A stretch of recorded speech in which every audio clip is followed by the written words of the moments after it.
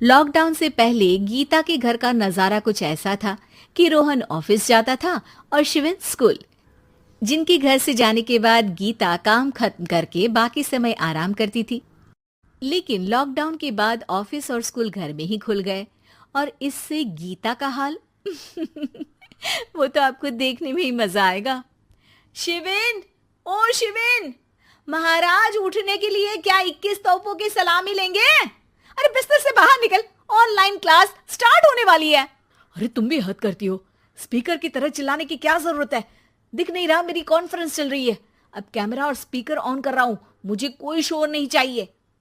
इस पर जैसे ही रोहन लैपटॉप का कैमरा और स्पीकर ऑन करता है तभी कुकर की सीटी बजती है। करा लो अब इसे चुप। लॉकडाउन नहीं हुआ, मेरी मौत का फरमान जारी हो गया। दोनों बाप बेटे ने नाक में दम किया हुआ है। ऐसा बोलकर गीता वहां से शिविन के कमरे में पहुंच जाती है, जहां शिविन अभी भी सो रहा होता है। ओ आलसी, अब अगर 5 मिनट में नहीं उठाना तो आज तेरा गेम और यूट्यूब कैंसिल। माँ की बात सुनकर शिविन बिना 1 मिनट गंवाए उठ खड़ा होता है। उठ गया, अभी नहाकर भी आता हूँ। ये नाटक कहीं और, मुंह पर गीला कपड़ा मार और पढ़ने बैठ। शिविन की ऑनलाइन क्लास स्टार्ट हो जाती है, जिस पर गीता उसे वहां बिठाकर रसोई में चली जाती है। थोड़ी देर में उसे कमरे से कुछ आवाज सुनाई देती है, जिसे सुनकर वो कमरे में वापस आती है। हाय राम, तुझे क्लास अटेंड करने के लिए बोला था, कैमरा ऑफ करके बिस्तर पर नाचने के लिए नहीं बोला था। मम्मी मुझे कुछ समझ नहीं आ रहा, आप बाद में पढ़ा देना ना, वैसे भी अटेंडेंस तो लगी गई है। हाँ हाँ बेटा, जरूर बन जा। तू अभी से हम सबका बाप बन जा। अरे नहीं मतलब कहाँ से लाते हो इतना दिमाग, और पढ़ाई करते हुए ये चला कहाँ जाता है? नाइस क्वेश्चन, दिमाग से पूछकर बता दूंगा। शिविन की बातों से परेशान होकर गीता उसे मारने के लिए जैसे ही आगे बढ़ती है तभी वो कमरे से बाहर भाग जाता है।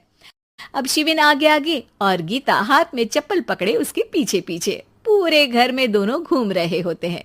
इसी बीच वो रोहन के पास पहुंच जाता है और शिविन को मारने वाली चप्पल रोहन के लैपटॉप पर जाकर गिरती है। ओए माँ! मम्मी, अब पापा को चप्पल मार रही हो? वो आज तक के रिपोर्टर, चुपचाप जाकर क्लास अटेंड कर ले, नहीं तो अगली तेरे पीछे लगेगी।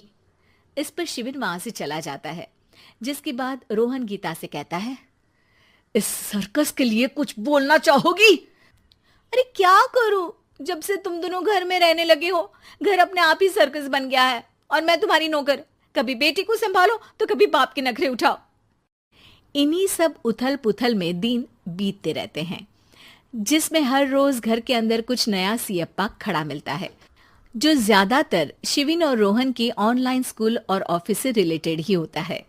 एक सुबह, शिविन चल उठ, आज की क्लास जल्दी है।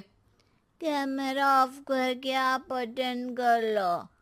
अरे ऐसे छित्तर पड़ेंगे, दादी नानी सब एक साथ याद आ जाएंगी। गीता की लाख मशक्कतों के बाद क्लास तो खत्म हो जाती है, लेकिन उसके बाद शिविन फोन इस्तेमाल करते हुए इंस्टाग्राम रील बनाने लगता है। रसोड़े में कौन था? तुम थी, मैं थी, कौन था? कौन था? हाँ, मैं गरीब हूँ, मैं गरीब हूँ। अरे ओ गरीब के बेटे, आजा, मैं बनाती हूँ तुझे गरीब। मैं बताती हूँ रसोड़े में कौन था। पढ़ाई करने बोलो तो इनकी माँ मर जाती है, और ये पागलपंतियां जितनी मर्जी करा लो। गीता शिविन को डांट रही होती है, तभी रोहन बीच में बोल पड़ता है। अरे बच्चा ही तो है, इतना गुस्सा क्यों कर रही हो? बेटे का साथ देने की इसी एक कोशिश में अब शिविन के साथ साथ रोहन भी गीता के गुस्से की सूली पर चढ़ जाता है। अगर बेटे पर इतना ही प्यार आ रहा है तो इसे क्लास अटेंड क्यों नहीं कराते, इसका होमवर्क क्यों नहीं कराते? उस समय तो बहुत जल्दी मीटिंग आ जाती है, वो काम मैं करूं और यहाँ इस बेफिजुली की चीज में तरफदारी करके बन जाओ महान।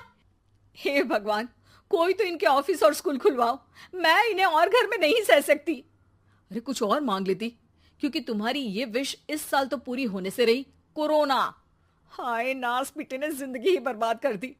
खाए कोई पचाए कोई, कल मुझे चुन चुन कर सबको मेरी बद्दुआ लगेगी। उन्होंने दुनिया का और इन बाप बेटे दोनों ने मेरा जीना मुश्किल कर दिया। गीता वहां से चली जाती है, जिसके बाद रोहन शिविन से कहता है, अरे तुम्हारी मम्मी इतनी भड़की हुई क्यों है? आपकी वजह से पूरा समय घर में रहते हो और उस पर कोई काम कराने की जगह बस ऑर्डर देते रहते हो। अच्छा बेटे, सारा इल्जाम मुझ पर, पूरा दिन तो वो तुम पर ही चिल्लाती है। हाँ, मतलब दोनों का 50-50 है, कुछ करना पड़ेगा।